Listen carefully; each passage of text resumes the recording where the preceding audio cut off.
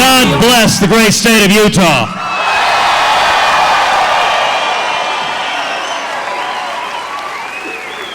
What an incredible blessing to be with so many patriots who love our nation.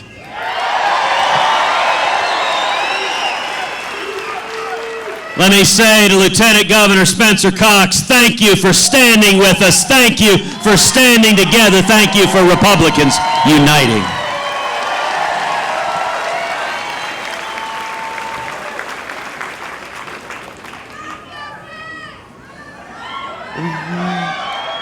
So isn't Carly amazing?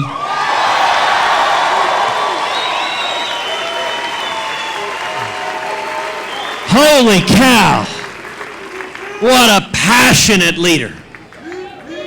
Let me tell you something, Carly Fiorina scares the living daylights out of Hillary Clinton.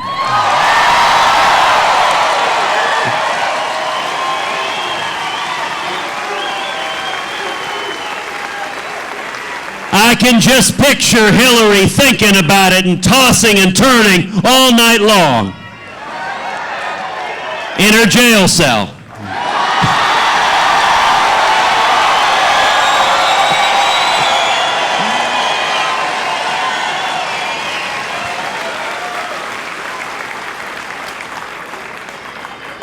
And how about Glenn Beck?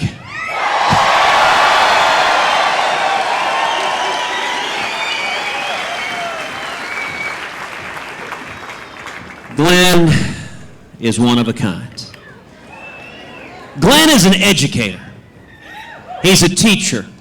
I love when Glenn pulls out his whiteboard. When he starts walking through the perils of progressivism. You know, Reagan used to say the scariest words in the English language are, "I'm from the government, I'm here to help you." I'll give you a very basic definition of progressive. A progressive is anyone who doesn't understand why those words are so terrifying.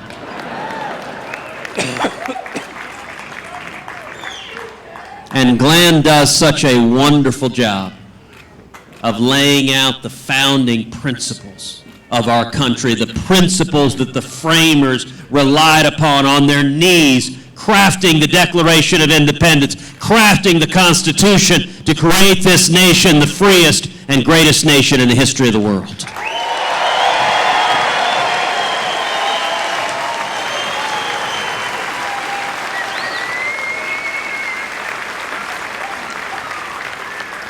And let me say to the men and women of Utah, to the men and women all across this state, thank you for sending Mike Lee to represent you in the United States Senate.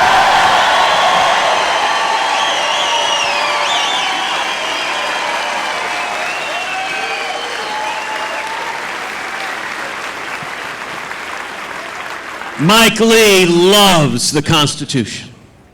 Mike's entire life has been devoted to defending the Constitution and Bill of Rights, and Mike is principled and fearless and relentless.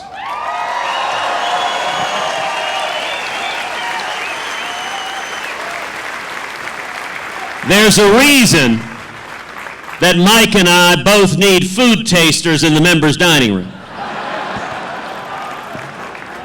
Because Washington doesn't like it when you stand up to the bipartisan corruption.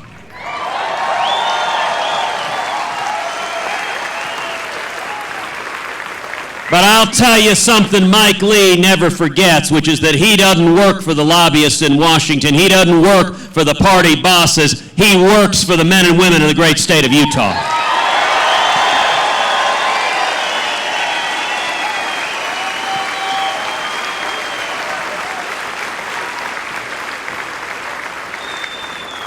I am so honored to be standing with these extraordinary patriots. I'm so honored to be standing with each and every one of you.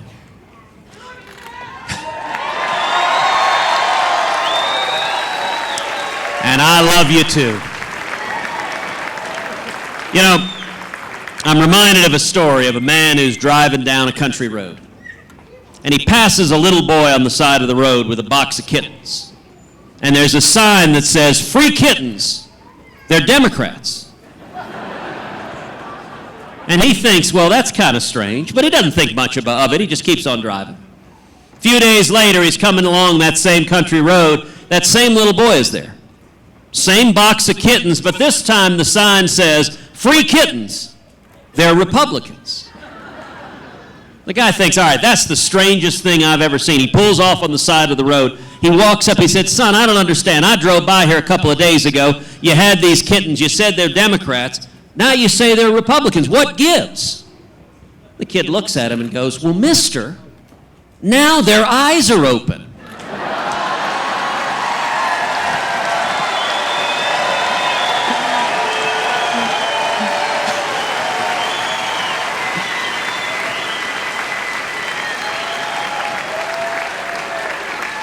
And let me tell you, people's eyes are opening up all over this country. You know, we're here today because our country's in crisis. Because we're bankrupting our kids and grandkids.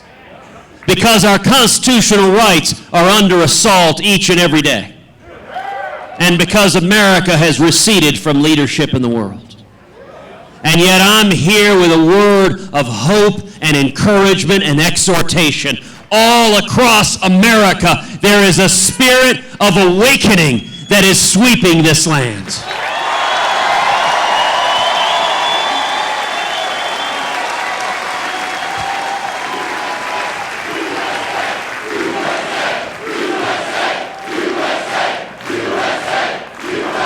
This next election will focus on three critical issues: jobs, freedom, and security.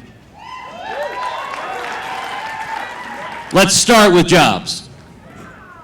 I want to take a minute to talk to all the single moms out there who are working 2 and 3 part-time jobs, who've had your hours forcibly reduced to 28, 29 hours a week because Obamacare kicks in at 30 hours a week.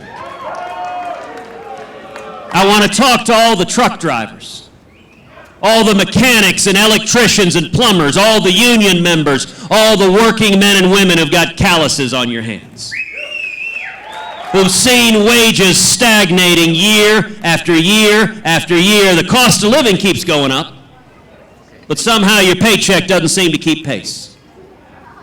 I want to talk to all the young people.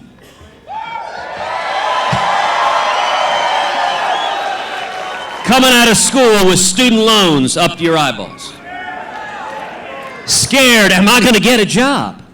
What does the future hold? Will I be able to provide for my family? And you know, the media tries to tell us this is as good as it gets.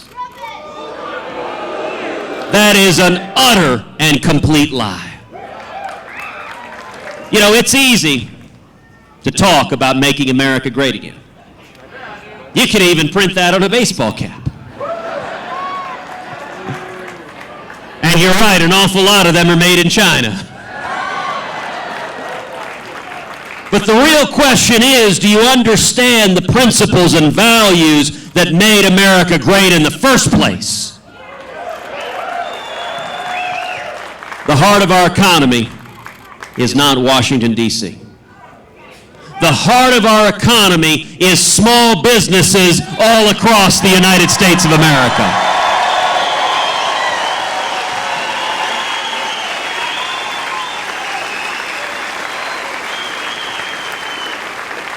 If you want to kill the economy, just do what we've done the last 7 years, hammer the living daylights out of small businesses. But on the other hand, if you want to see the economy just take off, just roar, that'll help.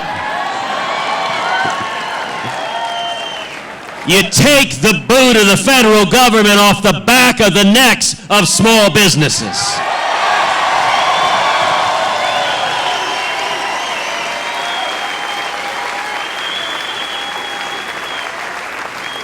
If I am elected president, we will repeal every word of Obamacare.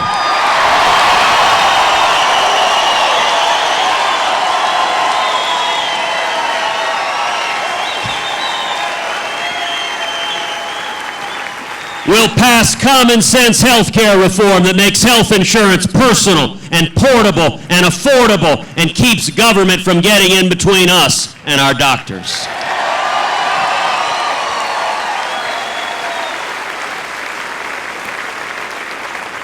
And we will pass a simple flat tax.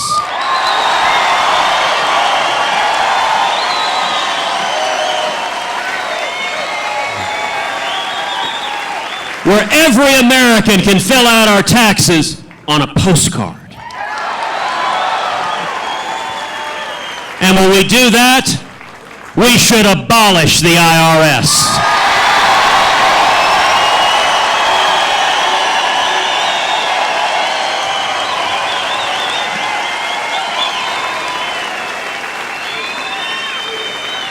We're going to rein in the EPA and the CFPB and the alphabet soup of federal agencies that descend like locusts on small businesses, killing jobs all across this country.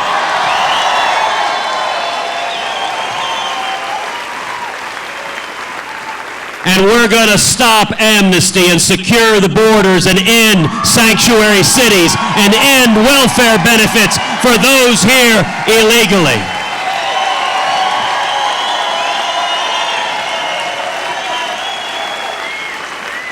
And let me tell you what's going to happen when we do all of that.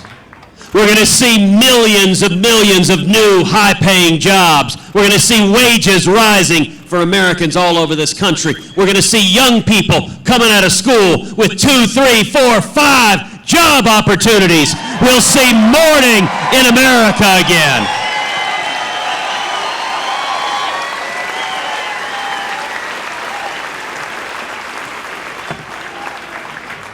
The second critical issue in this election is freedom. You know, just a few weeks ago, the passing of Justice Scalia underscored the stakes of this election. It is not one branch, but two branches of government that hang in the balance. We are one liberal justice away from a radical 5-justice majority, the likes of which this country's never seen. We are one justice away from the Supreme Court stripping away the religious liberty of every American. We are one justice away from the Supreme Court effectively erasing the Second Amendment from the Bill of Rights. We are one justice away from the Supreme Court making us subject to the World Court and the United Nations and international law and giving up U.S. sovereignty. Now, you know, a couple of debates ago, Hugh Hewitt asked all of us about religious liberty in the Supreme Court. And Donald Trump turned to me and he said, "Ted, I've known a lot more politicians than you have." Well, in that he is correct. Donald has been supporting liberal Democratic politicians for 40 years. I have no experience doing that.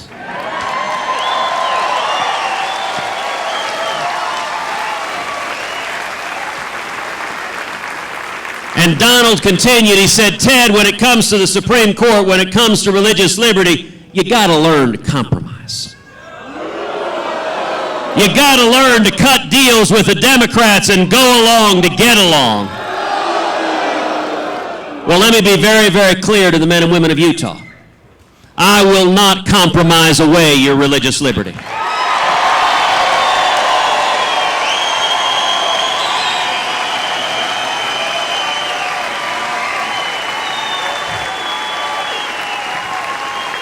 And I will not compromise away your Second Amendment right to keep and bear arms.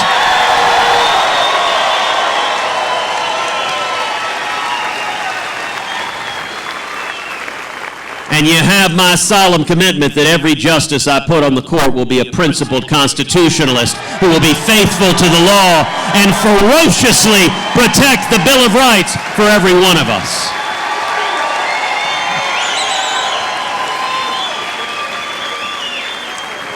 And I do have to say, Mike Lead looked pretty good in the robe.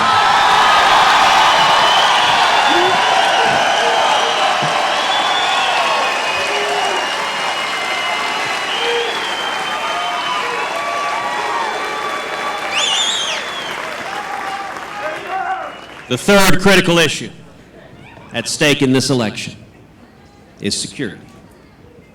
For 7 years, we've seen a president who abandons our friends and allies and who shows weakness and appeasement to our enemies. You know, again, 2 debates ago, Donald Trump told all of us if he were president, he would be neutral between Israel and the Palestinians. Well, let me be very, very clear. As president, I will not be neutral.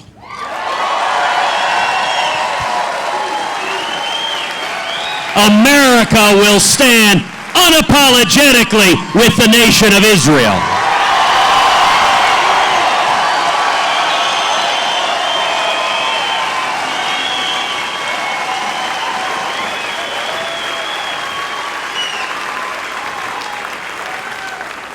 And you know, anyone who can't tell the difference between our friends and our enemies, anyone who can't tell the difference between the nation of Israel and Islamic terrorists who want to murder us, that raises serious questions about their fitness and judgment to be commander-in-chief.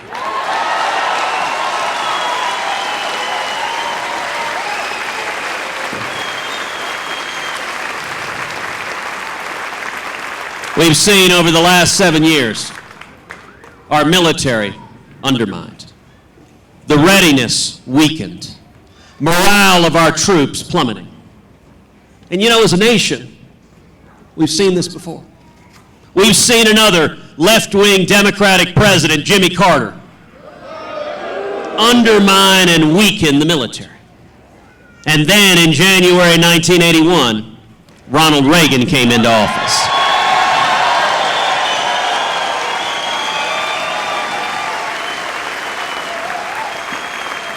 And what did Reagan do? He cut taxes, he lifted regulations, he lifted the burdens on small businesses. We saw millions of new jobs created. We saw trillions in new federal revenue. And Reagan used that revenue to rebuild our military, to bankrupt the Soviet Union, and to win the Cold War.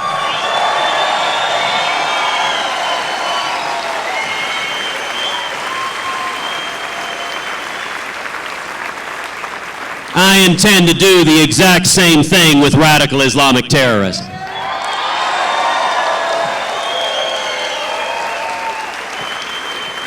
We're going to repeal Obamacare, pass a flat tax, pull back the regulations, and we will see small businesses take off, millions of high-paying jobs. It'll generate trillions in new government revenue, and we will use that revenue to rebuild this military so it remains the mightiest fighting force on the face of the planet.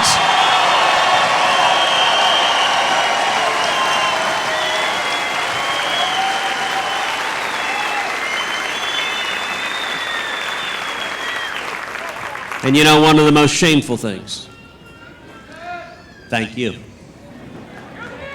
One of the most shameful things we've seen over the last 7 years has been this president sending our fighting men and women into combat with rules of engagement so strict that their arms are tied behind their backs, that they cannot fight, they cannot win, they cannot defend themselves.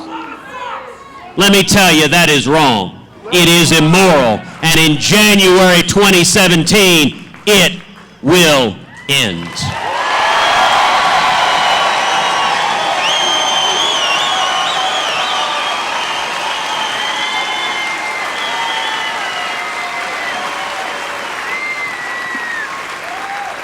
America has always been reluctant to use military force. We are slow to anger. But if and when military force is necessary, we should use overwhelming force, kill the enemy, and then get the heck out!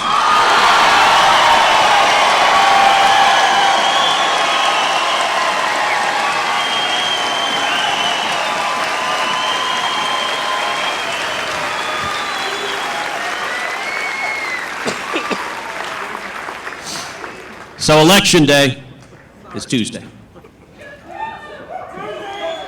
You know, a year ago, we started out with 17 Republican candidates. A fantastic, diverse, young, talented, dynamic field. What a contrast with the Democrats. And what we've seen over the last year, as primaries do, is the field is narrowed and it's narrowed and it's narrowed. And there is right now only one campaign that has any path to beating Donald Trump and winning the Republican nomination.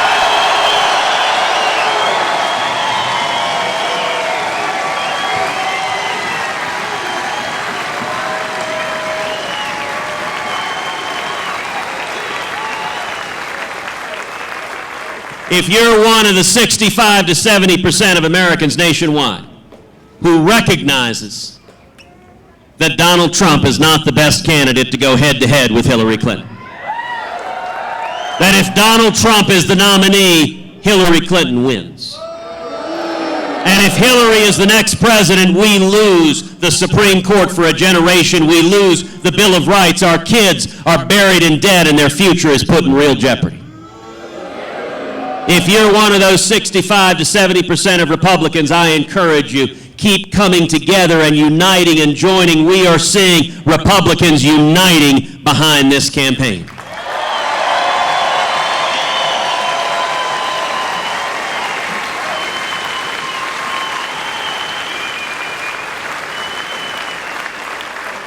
If you're someone who maybe started this campaign supporting someone else, all of the very, very good people who started in this race, from Rand Paul to Mike Huckabee, from Jeb Bush to Chris Christie, from Marco Rubio to Carly Fiorina to Ben Carson. Every one of them good, honorable, principled, decent people. But at this point, none of them have any path to going on and beating Donald Trump. And so I welcome every one of you. If you started supporting someone else, we welcome you to our team with open arms.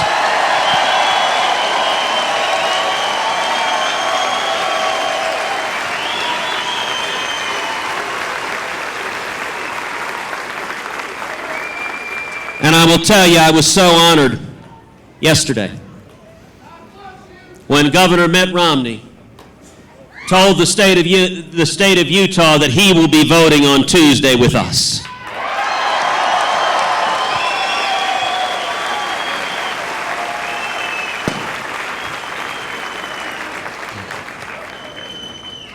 And Mitt encouraged every man and woman in Utah and every voter across the country, if you want to stop Donald Trump, stand and vote with Cruz.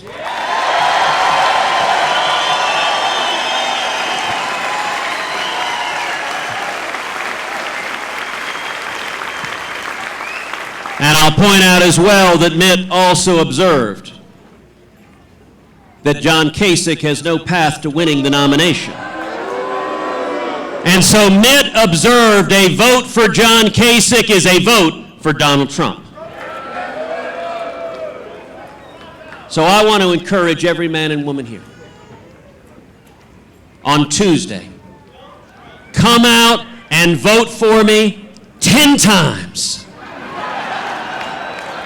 Now look, we're not Democrats. I'm not suggesting voter fraud. But if everyone here goes and gets 9 other people, you pick up the phone and you call your sister, your brother, your mom, your son, your next door neighbor, your business partner and say, let's stand together. This election matters. It matters for me and my kids and my grandkids. If every one of you gets 9 other people to come and vote Tuesday, you will have voted 10 times.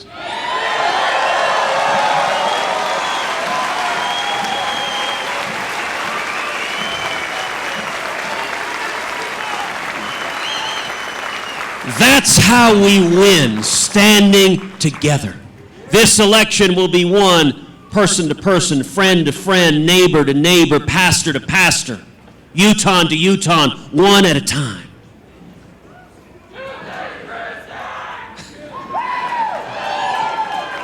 And I want to thank every one of you for your passion for our nation. Utah has a national platform on Tuesday, a national megaphone where the entire nation is looking to the state of Utah.